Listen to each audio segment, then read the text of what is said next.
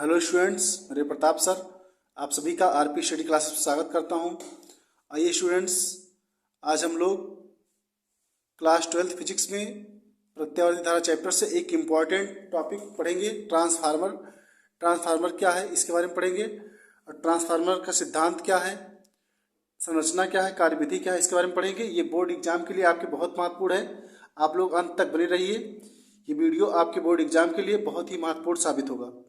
तो यहाँ पर बात करना है ट्रांसफार्मर क्या है। ट्रांसफार्मर हम लोग सभी देखते हैं, अपने आसपास भी देखते हैं कि ट्रांसफार्मर जो लगा होता है हमारे गांव वगैरह में हम लोग देखते हैं ट्रांसफार्मर। तो उसी के बारे में हम लोग को पढ़ना है।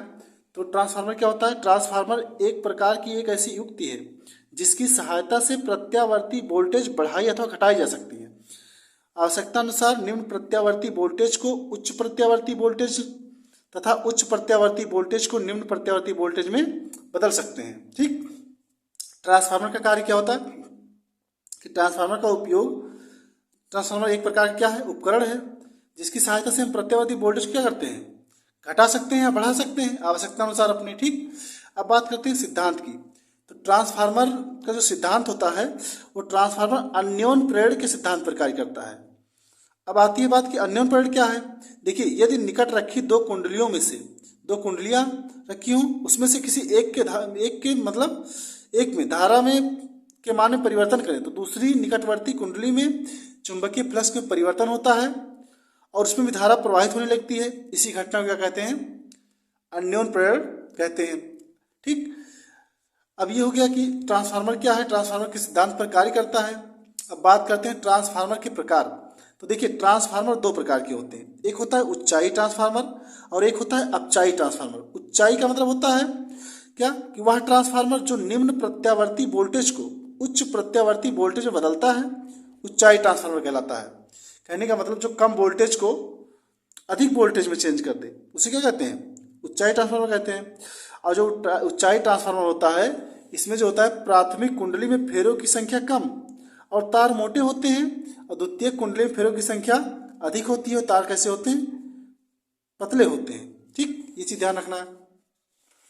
अब बात करते हैं अपचाई ट्रांसफार्मर।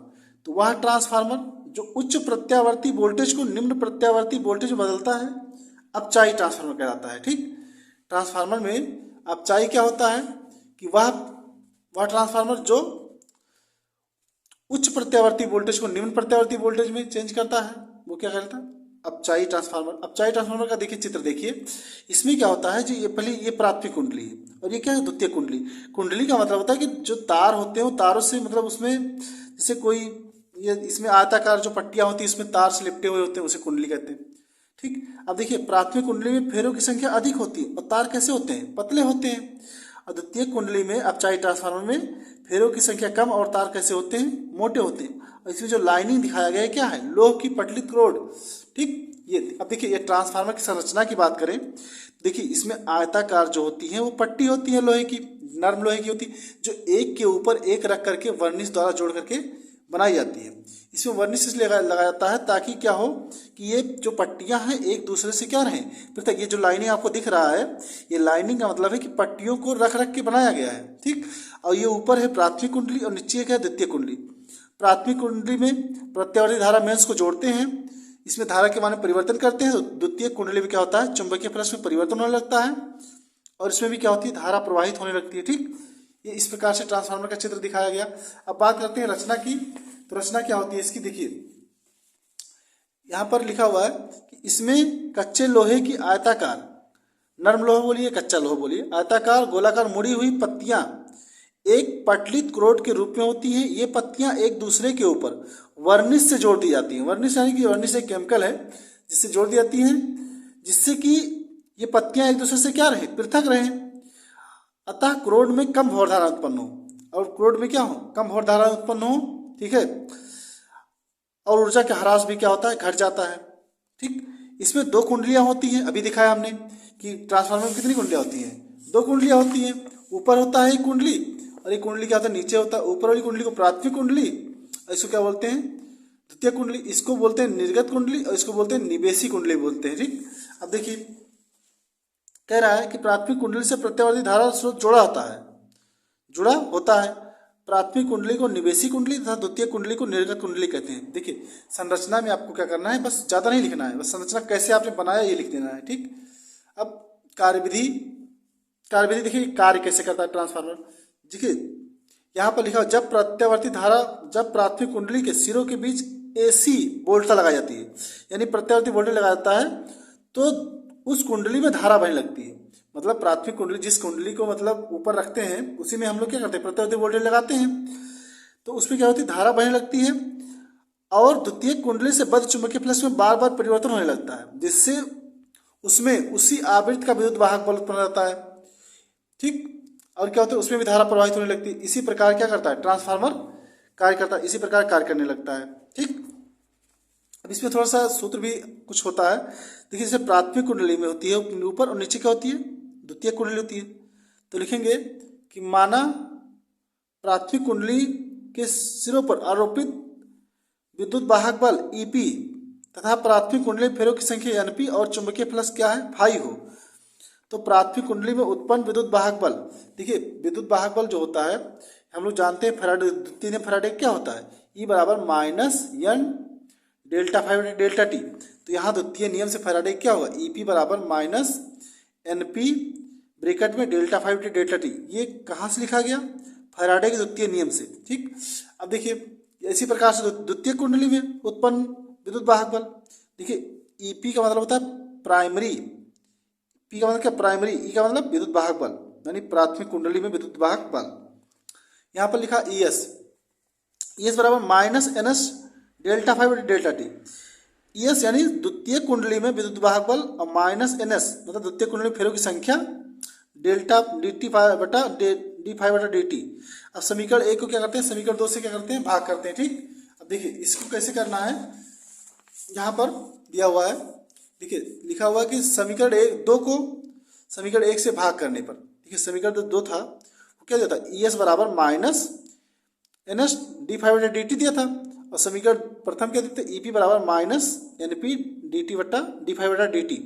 अब देखिए यहाँ से माइनस से माइनस कैंसिल हो गया और D फाई बटे DT ऊपर नीचे कैंसिल हो जाएगा। ठीक, तो ES बटा EP बराबर NS बटा NP ये बराबर R के, R हम क्या है, ये R क्या है, ये R जहाँ परिणमन अनुपात है। ठीक, क्या है, परिणमन अनुपात है। ठीक, यानी कि परिणमन अनुपात कोई पूछे क्या होता है तो क्या लिखेंगे कि द्वितीय कुंडली में फेरों की संख्या और प्राथमिक कुंडली में फेरों की संख्या के अनुपात को क्या कहते हैं, परिणमन अनुपात कहते हैं। देखिए अब ऊंचाई ट्रांसफार्मर के लिए जो होता है परिणमन अनुपात का मान 1 से अधिक होता है। ऊंचाई ट्रांसफार्मर के लिए परिणमन अनुपात का मान 1 से अधिक, और अपचाई ट्रांसफार्मर के लिए परिणमन अनुपात का मान क्या होता है, 1 से कम होता है।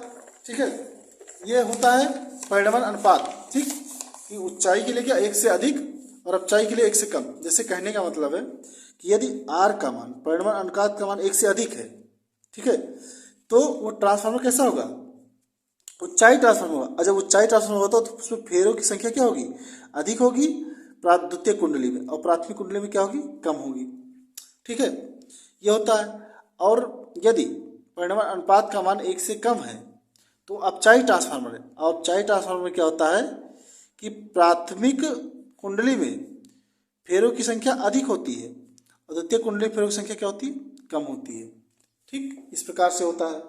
अब इसमें थोड़ी सी बात करते हैं, क्या एक इसमें और चीज़ है शक्ति के लिए। ठीक है, मान लीजिए कि प्राथमिक कुंडली में यदि किसी क्षण, यहाँ लिख देंगे, यदि किसी क्षण प्राथमिक कुंडली में धारा IP का मतलब प्राथमिक कुंडली में IP तथा द्वितीय कुंडली में धारा IS का मतलब सेकेंडरी है, तो आदर्श ट्रांसफार्मर के लिए, तो किसके लिए, आदर्श ट्रांसफार्मर, आदर्श मतलब एक सही ट्रांसफार्मर के लिए, आदर्श ट्रांसफार्मर के लिए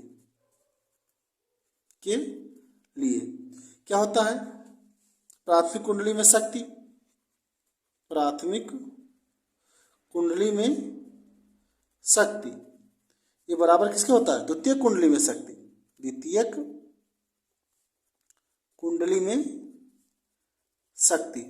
ठीक, तो प्राथमिक कुंडली देखिए शक्ति क्या होता है? शक्ति P बराबर बी आई, यानी वोल्टता और धारा, तो P बराबर बी आई। अब देखिए बी आई, ठीक, लेकिन प्राथमिक कुंडली तो BP और क्या हो जाएगा? IP बराबर द्वितीय कुंडली यानी BS और IS। अब यहाँ पर आ गया ये, ठीक, ये एक समीकरण आ गया। इससे हम लोग क्या करते हैं? प्राथमिक कुंडली या द्वितीय कुंडली में क्या कर सकते हैं? वोल्टता या धारा का मान कैलकुलेट कर सकते हैं। ये आपके लिए बहुत ही इंपॉर्टेंट है स्टूडेंट्स। तो आप लोग ट्रांसफार्मर को पढ़िए और बताइए कि ये वीडियो आप लोग को कैसा लगा। यदि वीडियो अच्छा लगा हो तो वीडियो को ज़्यादा से ज़्यादा लाइक करें, शेयर करें, कमेंट करें। धन्यवाद।